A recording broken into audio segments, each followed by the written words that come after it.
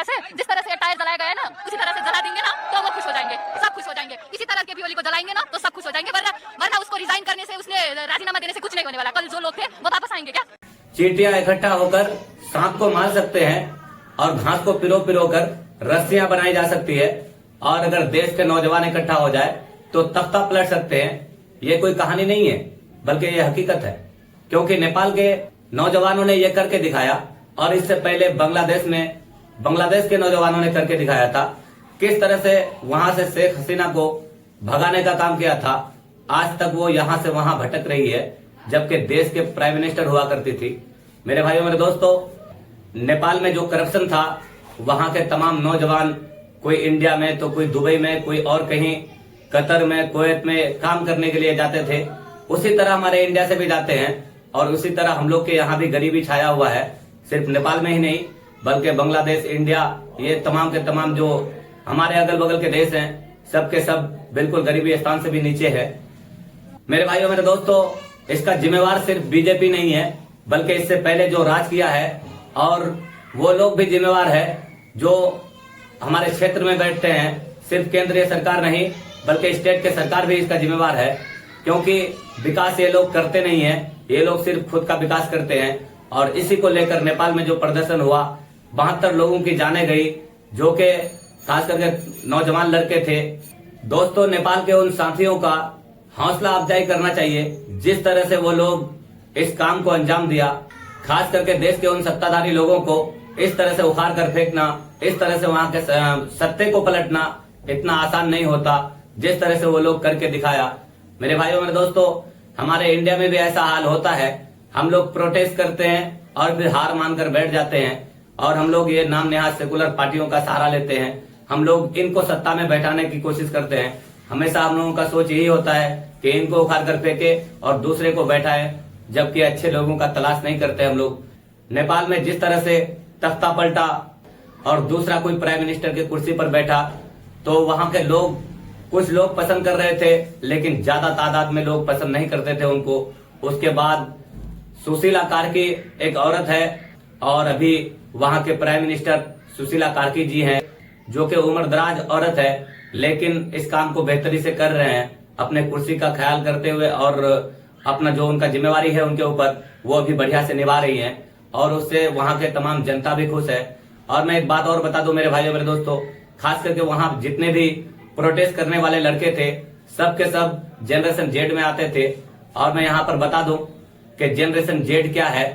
अलग अलग पीढ़ियों के अलग अलग नाम होते हैं, और हम लोग किस पीढ़ी में पैदा हुए, इसका खुलासा इस वीडियो में मैं कर देता हूं।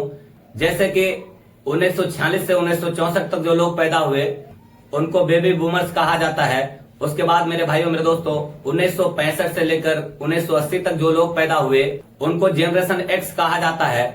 और 1980 से लेकर 1997 तक जो लोग पैदा हुए, उनको जनरेशन वाई कहा जाता है। 1997 से लेकर 2012 तक जो लोग पैदा हुए, उनको जनरेशन जेड कहा जाता है।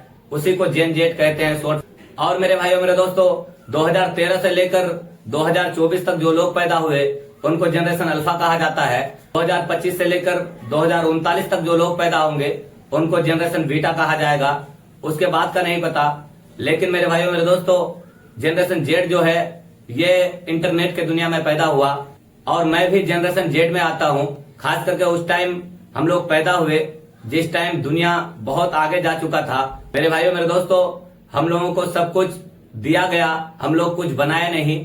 मोटरसाइकिल से लेकर साइकिल, 4 व्हीलर, जितना भी गाड़ियां वगैरह है, ट्रेन, हेलीकॉप्टर, प्लेन वगैरह सब कुछ आ चुका था। इंटरनेट भी आ चुके थे। उस जमाने में हम लोग पैदा हुए, और हम लोग सब कुछ बचपन से ही जानने लगे। और मेरे भाइयों मेरे दोस्तों, सबसे मेन जरूरी पढ़ाई है। पढ़ाई अगर करेंगे तो एक बेहतर इंसान बन सकते हैं। हम लोग उस जनरेशन में पैदा हुए हैं जिसको किसी चीज की कमी नहीं मिली। हर चीज का खुशहाली से लेकर और सुविधाएं तक दी गई।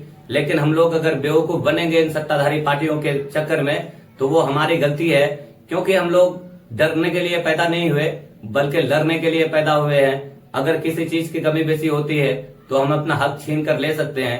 हमारे ऊपर जो अभी हुकूमत कर रहे हैं, तो हमारे साथ अन्याय किया जा रहा है।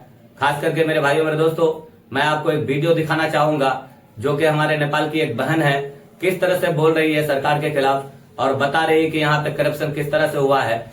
हम लोग यहाँ पे मेहनत मजदूरी करें और सरकार हमसे टैक्स लेते हैं, हमारे माँ बाप का भी टैक्स लेते हैं और ये अपने बच्चों को विदेश में घुमाने ले जाते हैं। ये लोग खुद घूमते हैं, मस्ती में रहते हैं इनके बच्चे, और हम लोग यहाँ पर प्रोटेस्ट करें, हम लोग सब कुछ करें, लेकिन कमाए भी हम, मेहनत हम करें और खाए यहाँ का प्राइम मिनिस्टर, खाए यहाँ के सत्ताधारी लोग, खाए यहाँ के MP MLA वगैरह।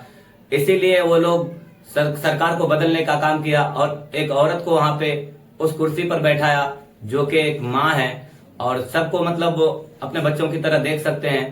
और मेरे भाइयों मेरे दोस्तों, मैं वीडियो को ज्यादा लंबा नहीं कर पाऊंगा, पंखा बंद करके वीडियो बना रहा हूं, तो काफी गर्मी है यहाँ पर। तो अभी के लिए इतना ही। अस्सलाम वालेकुम, खुदा हाफिज।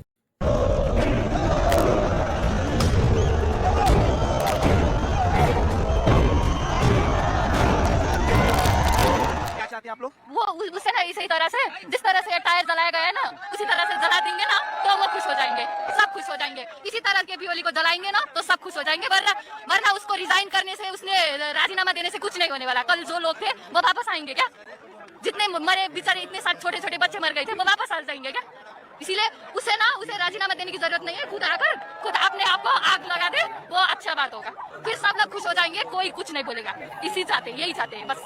तो बड़ी बात है जो यही चाहते हैं कि जी आप कुछ ये हमारा प्रोटेस्ट सोशल मीडिया बैन के लिए नहीं है, करप्शन के लिए है। बिग मीडिया लोग नहीं, वो गलत फेक न्यूज है। ये चाह रहे कि आप क्या कह रहे हो, आपका मोटिव क्या, हम ये जानना चाह रहे हैं। हमारा ये करप्शन का विरुद्ध आंदोलन है। हाँ, इतने सारे करप्शन करके हमारे मम्मी पापा से हमसे टैक्स लेके उन लोगों के बच्चे वहाँ मौज कर रहे, बाहर अभिलाष की जिंदगी बिता रहे, इधर हमसे खुद बैठे काम करे और खुद हम सब कुछ हम मिस है, वो लोग आनंद से उधर खुद अच्छे से बैठे। तो बड़ा